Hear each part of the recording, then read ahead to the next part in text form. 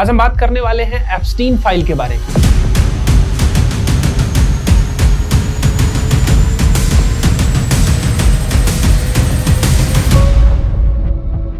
Jeffrey Epstein तो इस दुनिया में रहा नहीं, लेकिन उसने मरने से पहले बहुत सारे राज लिख के गया है। जेफरी एप्स्टीन का नाम नाबालिग बच्चियों के साथ यौन शोषण में कई बार जुड़ चुका है। साथ ही साथ उसके संबंध इस दुनिया के सबसे ताकतवर लोगों के साथ है। अयाशी के लिए लड़कियां प्रोवाइड करता था उनको।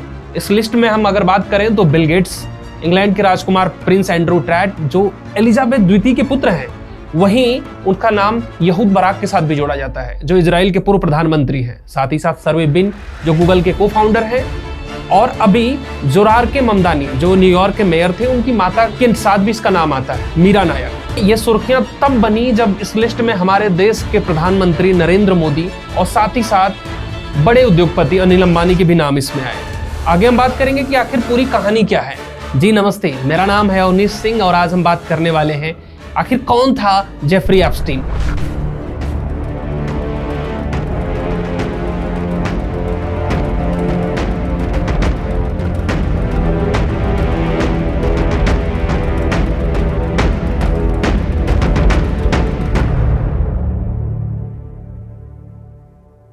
जेफरी एप्स्टीन का जन्म 20 जनवरी 1953 न्यूयॉर्क शहर के एक यहूदी परिवार में हुआ था। न्यूयॉर्क यूनिवर्सिटी में दाखिला लिया था, बाद में उसने कुछ कारण से बीच में ही पढ़ाई छोड़ दी। उसने अपने जॉब की शुरुआत एक प्राइवेट स्कूल में एज ए मैथ और फिजिक्स टीचर के तौर पे की। नौकरी के कुछ ही दिन बाद अपने ही शहर न्यूयॉर्क में एक बियर स्ट्रीट नाम की एक इन्वेस्टमेंट बैंक में जॉब करने लगा। बिना डिग्री के ही वो बड़े बड़े लोगों के फंड मैनेज करता था। उसके विक्टिम बताते हैं कि जेफरी एप्स्टीन बातों का जादूगर था, अपनी बातों से किसी को भी अपने भरोसे में ले लेता था। Epstein's victims have talked about how they weren't sure who this guy was, but because Ghislaine seemed so proper, surely it's got to be legit. Her posh upbringing, her accent gave this veneer of respectability. Coming from a woman, I think that was incredibly manipulative, and I think it was absolutely critical in Epstein's operation. एक समय ऐसा था कि New York के सबसे ताकतवर और powerful लोग उसके अच्छे दोस्त थे। 1988 में उसने एक इन्वेस्टमेंट फर्म बनाई जिसका नाम रखा था जेफरी एप्स्टीन एंड को लिमिटेड। और अगर उसके मार्केट कैप की बात करें तो आज के करीब 5400 करोड़ रुपए के आसपास की उसकी संपत्ति थी। जिस कारण से चर्चा में था वो थी उसकी अय्याशी की पूरी कहानी।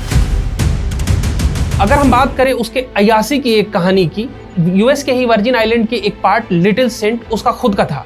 करीब 75 एकड़ में फैला लिटिल सेंट, जिसमें हेलीपैड, गेस्ट के लिए आलीशान रूम और जहां पे वो अपने गेस्ट को बुलवाता और नाबालिग बच्चियों के साथ यौन शोषण करवाता था। करीब 12 से 17 वर्ष की नाबालिग बच्चियों को वो टारगेट करता था और इन पार्टियों को ज्यादातर वो जंगली पार्टी के नाम से बुलाते थे। कई बार अपने हेलीकॉप्टर से अपने गेस्ट को लेकर जाता और चुपके से उनकी फोटो ले लेता, वीडियोस बना लेता और कई बार तो खुद को खुद से ही मेल लिख रखा था ताकि उसके पास पूरे प्रूफ रहे यहाँ पे कौन कौन आया था। यही वीडियोस और फाइल को यूएस के डिपार्टमेंट ऑफ जस्टिस ने पब्लिश किए हैं, जिसमें करीब 30 लाख पन्नों की फाइल है, जिसमें से 2000 वीडियो, 1,80,000 के आसपास फोटो हैं। इसी को एप्स्टीन फाइल नाम दिया गया है। अब जानते हैं कि इसमें जो बड़े नाम हैं उनके संबंध इसके साथ कैसे थे।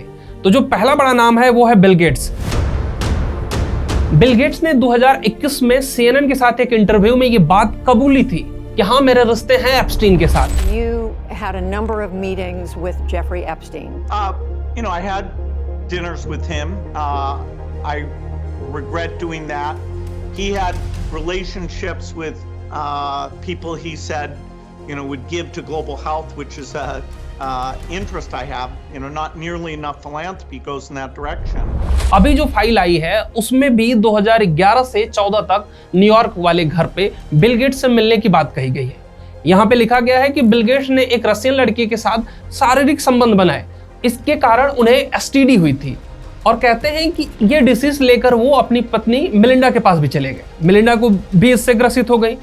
तब जाकर के बिल गेट्स ने एप्स्टीन से मांग की कि हमें एक एंटीबायोटिक दे और वो एंटीबायोटिक अपनी पत्नी को चुपके से खिलाने लगे। Questions remain there of what I can't even begin to know all of it. Those questions are for those people and for even my ex-husband. They need to answer those things, not me. ये बात करीब करीब Melinda को पता चल गई। Melinda से उनकी शादी 1994 में हुई थी और 2021 में इसी बात को लेकर के उन दोनों का आपस में तलाक हो गया। जो दूसरा सबसे बड़ा नाम है वो है प्रिंस एंड्रू माउंटबेटन विंडसर का। इनका परिचय यह है कि ये ब्रिटेन के शाही परिवार से आते हैं। महारानी एलिजाबेथ द्वितीय के पुत्र हैं ये।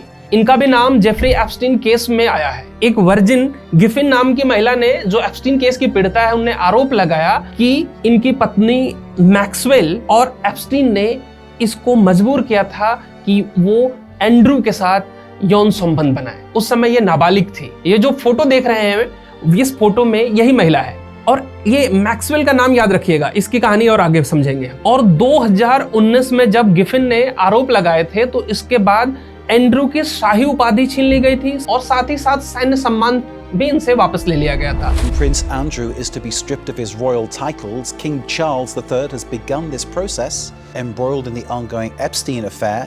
He's already stepped away from royal duties, but this साथ ही साथ उसके बाद 2022 में इनका एक सेटलमेंट हुआ सिविल केस के बाहर। अमाउंट अभी तक कंफर्म नहीं है, ना सोशल मीडिया में या फिर पब्लिक डोमेन में कहीं नहीं है। मैक्सवेल ये जेफरी की पत्नी है और इन्हें जेफरी एप्स्टीन के पूरे बिजनेस के बारे में बहुत अच्छे से पता था। यह इसके बिजनेस में पूरी तरीके से इन्वॉल्व थी। और इनके बचपन की बात करें तो ये रहने वाली ब्रिटेन की थी और इनके पिता एक ब्रिटेन में सांसद थे। जब एप्स्टीन वॉल ऑफ स्ट्रीट में नौकरी करता था तब इन दोनों की मुलाकात हुई। तब से ये दोनों एक दूसरे को जानते हैं। जब इनके पिता को इसके बारे में पता चला तो इन्होंने न्यूयॉर्क में फोन किया और उन्हें वहां के लोगों से एप्स्टीन के बारे में पूछा तो वहां से उसकी रिपोर्ट अच्छी मिली और तब से इन दोनों की करीबियां और ज्यादा बढ़ गई। अभी फिलहाल ये जेल में है। इसका काम था कि नाबालिग बच्चियों को बहला फुसला करके एप्स्टीन के पास लेके जाना या उसके क्लाइंट के पास लेके जाना। साथ ही कई बार तो इसने लालच दिया कि अगर आप दूसरी लड़की को भी लेके आते हो तो हम आपको पैसे देंगे। इस लिस्ट में जो सबसे बड़ा नाम है वो है डोनाल्ड ट्रंप।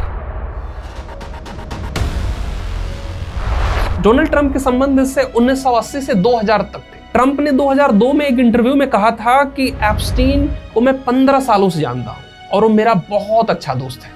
साथ ही साथ ट्रंप ने अपने book the art of comeback में भी एप्स्टीन के लिए एक नोट्स लिखे थे कि Jeff you are the greatest. 2002 के बाद इन दोनों की दूरियां बढ़ती चली गई। कहा जाता है कि दोनों के बीच किसी जमीन विवाद को लेकर लड़ाई हुई थी और दोनों आपस से अलग हो गए थे। अब हम बात करते हैं कि इस फाइल में जब नरेंद्र मोदी और अनिल अंबानी की बात आती है तो आखिर पूरा मामला क्या है, आइए इसको उस मेल से समझते हैं। मार्च 2017 में डोनाल्ड ट्रंप पहली बार राष्ट्रपति बने थे। अनिल अंबानी ने 16 मार्च 2017 को एप्स्टीन को एक मेल लिखा।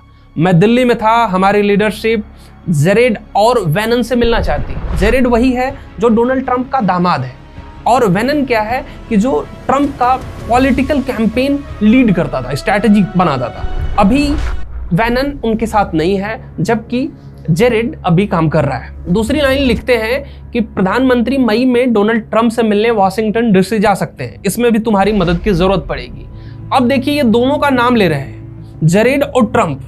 उसके बाद 19 मार्च 2017 को मेल में अनिल लिखते हैं कि मोदी 5 से 6 जुलाई को इजराइल जा रहे हैं। इसके बाद वो जर्मनी में G20 मीटिंग में हिस्सा लेंगे।